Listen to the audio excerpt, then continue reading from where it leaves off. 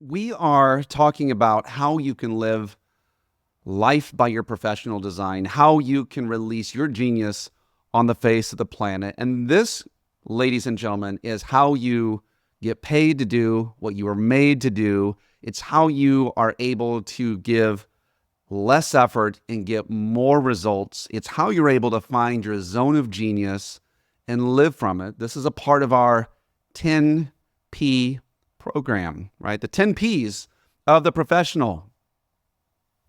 The first one is, what's your personality? Knowing that is going to be important. And then from personality, what is your pursuit? What is the thing that you are going to go after? Before you get that, you might have to get some permission from somebody, from yourself. We really should be giving that to ourselves, but permission to become something new, to step out of the old and into the new is very, very important. Then we want to be able to function from our power, the unique thing that only you bring. We function from our power. And now we're at the place where we want to look at your people. And it may or may not be where you're living from and what you're doing right now, but we're going to be talking about the people who release your professional genius. Now, there's a personal side and a professional side. We're going to be touching on both. But here is the overarching reality to this, my friend. You were not made to do things alone. You were not made only to solve your own problems. As a matter of fact, when you step into things and when you decide that I'm going to solve my problems for me, you become very myopic, you become very self-centered, and, dare I say, useless.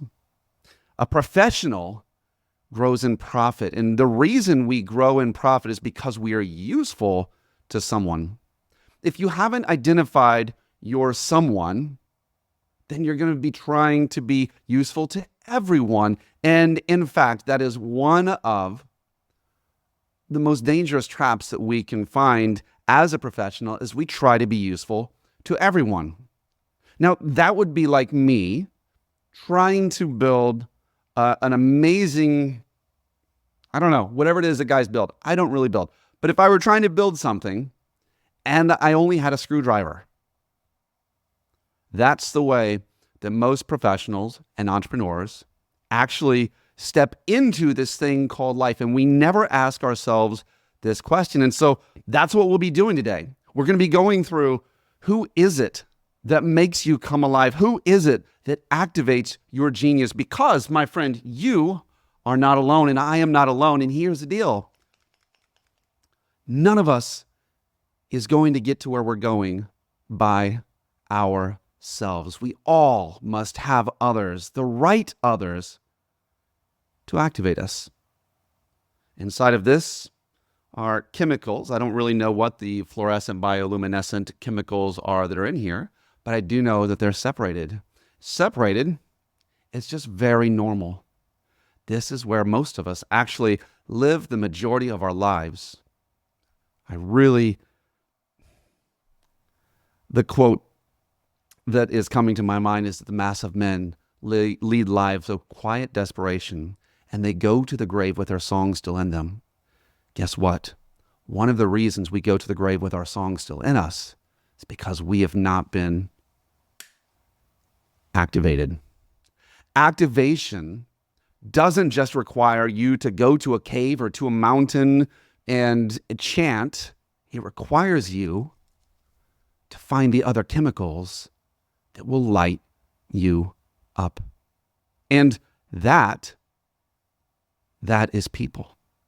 If you are not specific, if you don't know who they are, and you're always just trying to serve other people, you're always going to be chasing. And you're going to be giving off the energy of someone that, frankly, is not only not professional, but it's not desirable. Do you ever know the person who was thirsty or hungry or whatever they would call that back in the high school days? Ever know that person? Did they seem genius to you? There might be people around you right now who are doing that. They're chasing attention. They're chasing the social media likes. They're chasing. And I have no problem with pursuit. It's one of the 10 P's. It's one of the most important, but it's also, it's not after people in general, but it is after people in specific.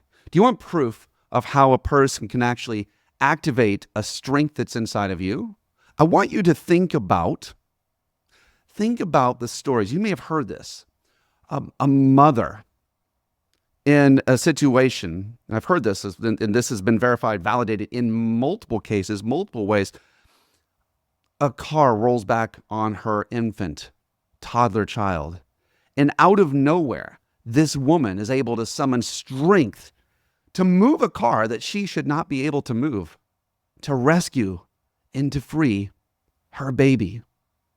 You see, when you're connected with the right people, it gives you access to a strength, to a genius that isn't provided by just anyone.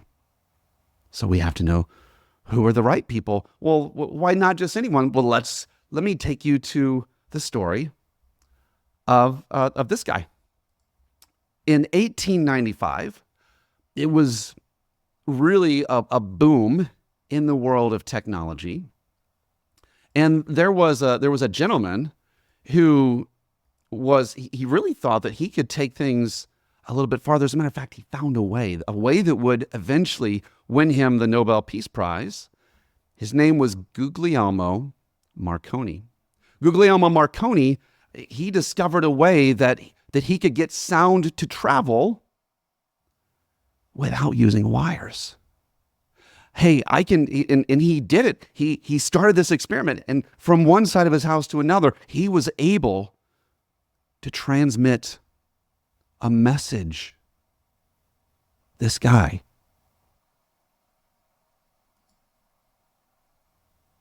Now, we don't know if this was the United Telegraph Association or if it was his friends who thought he was crazy. But do you know what he got before he eventually did win the Nobel Peace Prize and went on to become famous? He got years in an insane asylum. They committed him. And so when you have the wrong group of people around you, when you're trying to pursue the wrong group of people, they're going to put you in places and they won't recognize the genius that's in there. So not only will they not give you access to it, they're going to try to lock you up somewhere, my friend. And a lot of professionals, too many professionals that I can recount, end up in the place of Guglielmo Marconi, put away. So we're going to be looking at who activates you. I'm going to be asking you questions. And because we're professionals, these should span it should span all types of connection. But whatever enables you to release something powerful, something beautiful, something that is almost inaccessible to the rest of the world, whoever that is, that's who we're looking for. And I'm your guide, and I'm going to be leading you into a place, and I'm asking you to have an open heart and to look, because it might not be the people that you think it is. And so as you go through this, you should be asking yourself, who are my people? Who are my activators?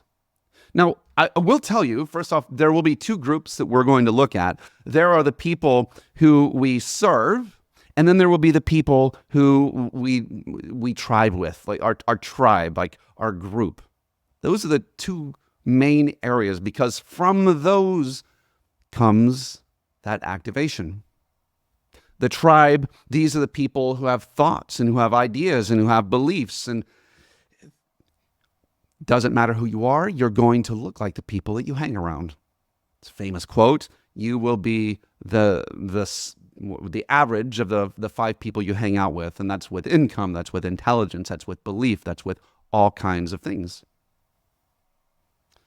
Professionally, these are the people that, like, I'm inventing the radio for these people. These are the people that are drawing out the good things in you. These are the people that you come alive when you serve. Some of you guys are your entrepreneurs, your solopreneurs, your proprietors. Some of you are in sales. Some of you, there's a variety. Some of you are in leadership. Some of you are you're in a corporate job, and that's okay. I say that because not all of us get a choice of all of the everyones that we're going to bump up against. We do choose our tribe. We may not get to choose who we serve. If you get to choose who you serve, I'm going to give instructions for that. But let's suffice it to say, you have a people. Now, I'm going to talk to you entrepreneurs for a little bit. I'm going to talk to you business owners for a little bit. And a lot of times a professional is going to say, I serve the world. I've served everyone. Come to me, you know, like it's like the Statue of Liberty, the plaque below it. Come, I'll serve you. And what happens is maybe you do serve people and your tongue is hanging out because you are so exhausted from serving everyone. I don't know why that is. For you, maybe it's a guilt if you don't serve everyone.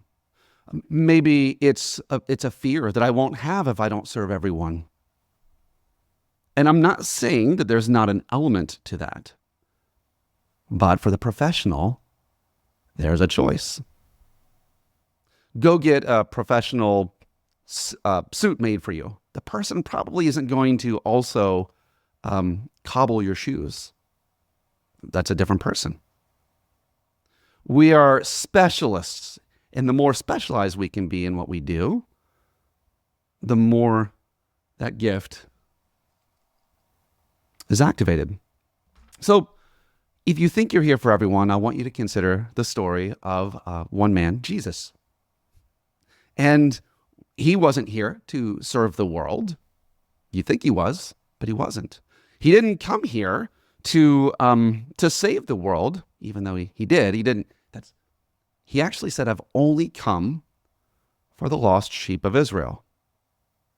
Now, in serving his people, no matter whether you believe in Jesus or not, you can't argue that he has had an impact on the entire world. And the people he was serving it wasn't a massive group of people.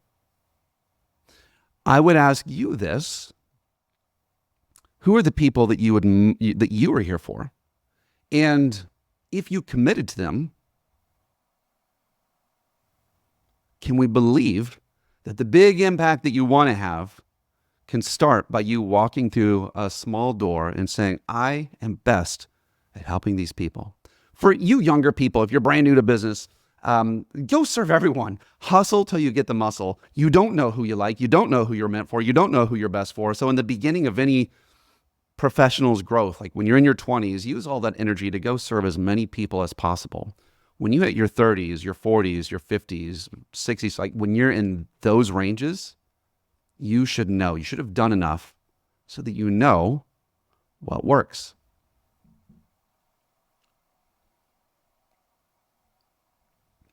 So you're here for a people. You're made for a problem.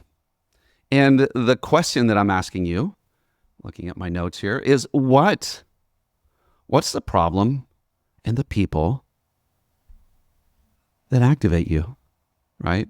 If you're in trouble, by the way, if you feel like you're low on finances, you wish you need guidance, you need help, you need help, go and give that to someone else. This is a secret almost no one tells you, that one of the ways out of all of your problems is to not focus on your problems, is to go find someone else's problems and fix those.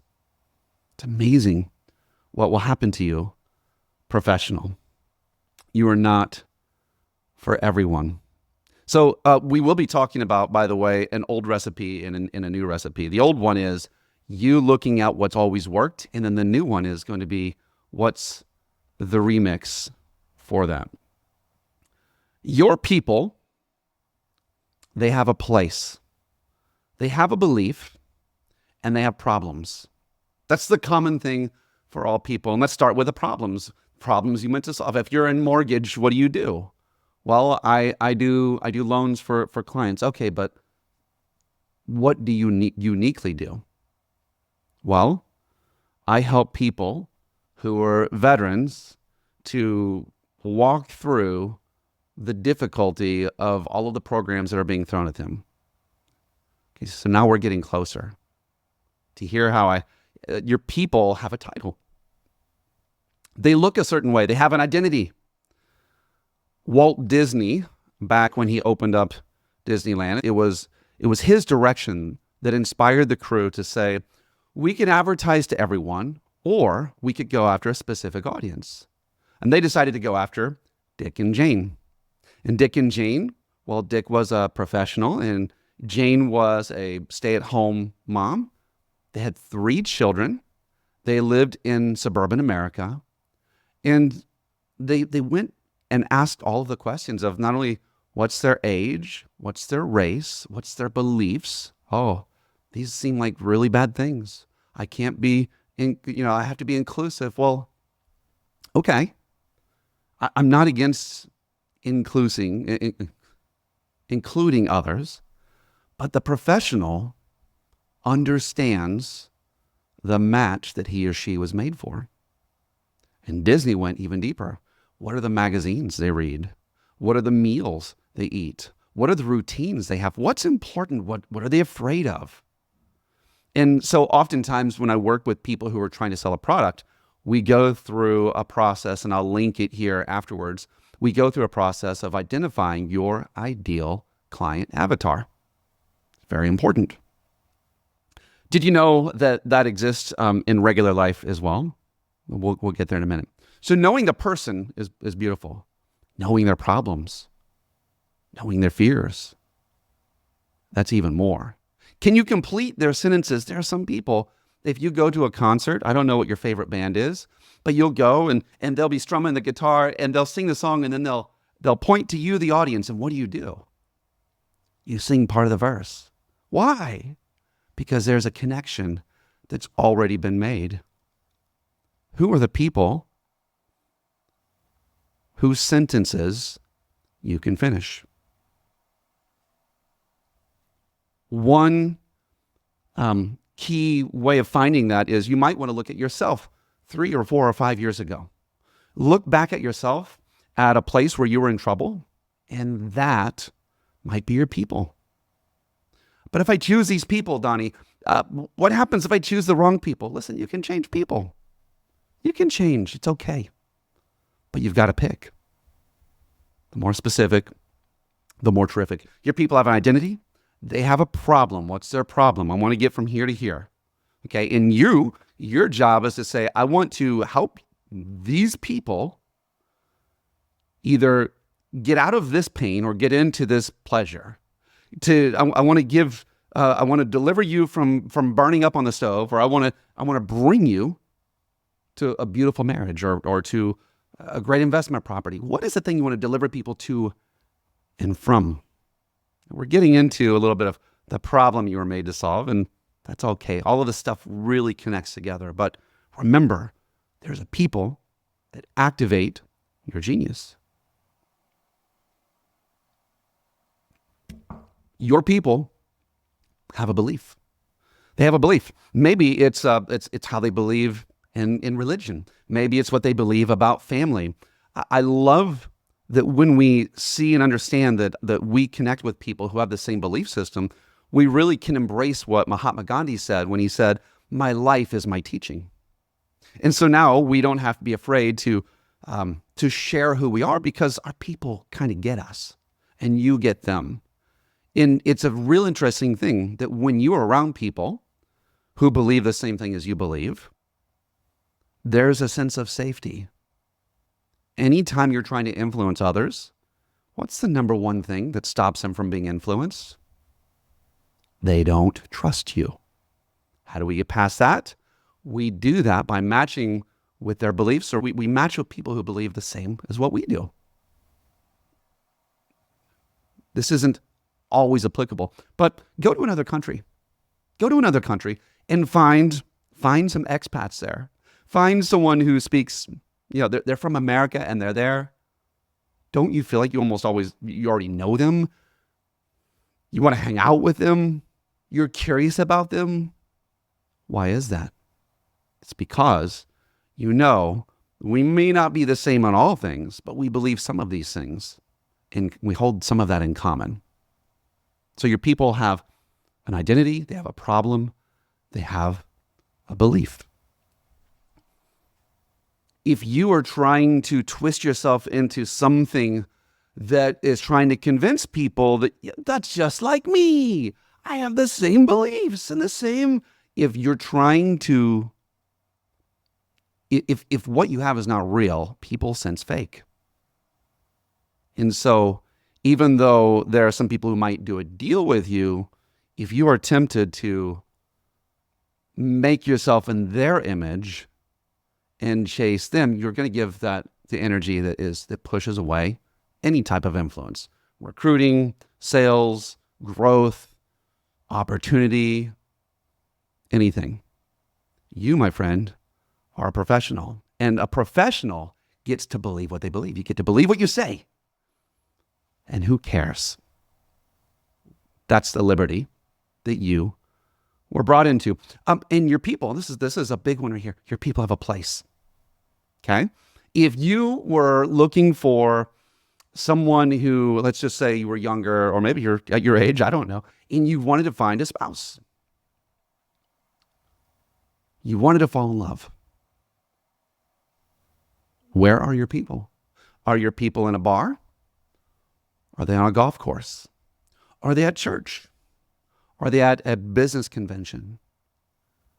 Where are your people? And what I mean by that is, if you can come up with an understanding of where your people tend to gather in what we used to call a target-rich environment, and I'll talk about that in a minute, but where people here probably tend to have this belief or tend to have this problem, or they tend to, like, there's something in that gathering that we can assume. Okay, family reunions. You can assume you probably shouldn't pick a wife there. You can assume that all of these people are somehow related to you. There's a common tie. And so while we're in that place, there's a whole list of assumptions that you have. So in business, so in life, you could pick up someone at the bar, or you could try to meet someone at the golf course, or you could try to meet someone at church. Where are the people at who match your desire, the thing that you would pursue? If you are in business, they may be in a trade association. They may be at certain meetings. They might be in a certain forum. And if you take a moment and ask yourself, these are the people I want to serve, where are they trying to solve their problems? Because they're trying. Well, they're on Google. Maybe they're on Facebook. Okay, maybe. Where are they? How do we finish their sentences? If you're trying to get Google and SEO and all of those things, finish their sentences. Write blogs about the questions they are asking. And so they will find you in their journey.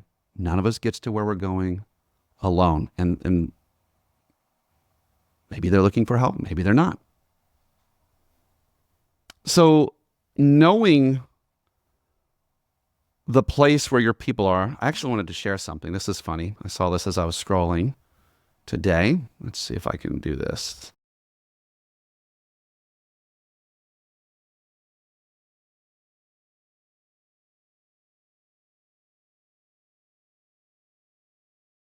That are ridiculous. So I remember we would make these signs that said, they had the big X's, like no, like you're not allowed to. And they said no Facebook, no Instagram, no Snapchat, no Bumble.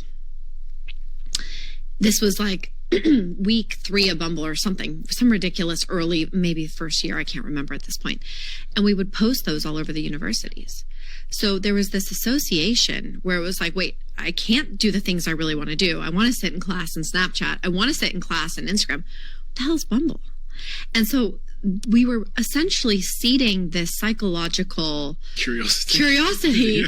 And then we were actually sending young women wearing Bumble shirts into classes 10 or 15 minutes late, interrupting a class of 300 people and saying, "Oh, sorry, wrong room." But everyone's looking at this young woman or young man, whoever it was, wearing a Bumble t-shirt. So we were seeding curiosity in this, like, why is Bumble everywhere type of thing. Whatever. I don't know how successful this app is now, but the point is that they knew where their people were, and they knew messages. Like they knew that these people wanted Instagram, Snapchat, and they knew they wanted that. Your people are in a place. Have you slowed down to think about where they're at? You are not a professional if you have no one to serve, because a professional is always in practice. A professional is the best at what they do to their ability. They're always in practice. What they do aligns with what they say and what they believe. That's the professional. So I'm going to leave this one off with just a few questions. I will attach the Find Your Avatar link in here whenever this gets uploaded. So yes, you will have to go back to schoolofprofessionaldesign.com. You will have to check into the class. You will have to find the link, and you will have the ideal avatar worksheet there, if that's something that you want to find. But the question that I have for you is, when have you been the most alive as a professional? Who were you helping? So I don't care about what you were doing or what they needed. Or who were you helping? To follow up with that, when were the times where you're like, oh my gosh, why am I even doing this? Who were the people that made you question your profession? Okay, find your heck no. Sometimes that will reveal your heck yes. Now, if you've looked and you found one or two or three or four or five activators, people who have activated you, have turned you on, lit you up professionally, then the question I have for you is, what do they have in common? What do they have in common? Maybe they are like you 5 years ago, or maybe they're single moms in homeless shelters, or maybe you're like my friend Ben, who runs All People Free. Maybe they're slaves on a brickyard who make bricks. Who are your people?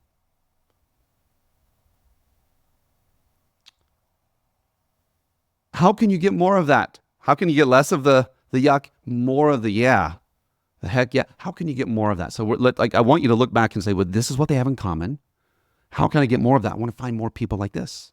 I want to solve this problem for those people. I want more of this. And that's good, by the way, but the world moves fast. So I've got another question for you. You do need to answer that. How can we just get a second helping of what you've had before? Brainstorm. Allow your mind to come up with this scenario. As a matter of fact, here's one. I have 10 new clients. Let yourself think of it this way. I'm working with 10 people, and the way that I serve those, my favorite people, my 10 favorite people. Where would I get them? What would the problem be that I would solve? And let yourself just think it up. Make it up. That's the old recipe. The new one is not just how can I get more of that? What's another version of that? What's another version of this person? What's another problem for that person? What's another product I can make for this person? What's another thing allow that to, allow it to evolve, allow it to develop. Some of us get stuck on the old and we stay in the old, but we need the new. We need old and new. So the whole message of anything that you're looking at with professional design is you have to respect the old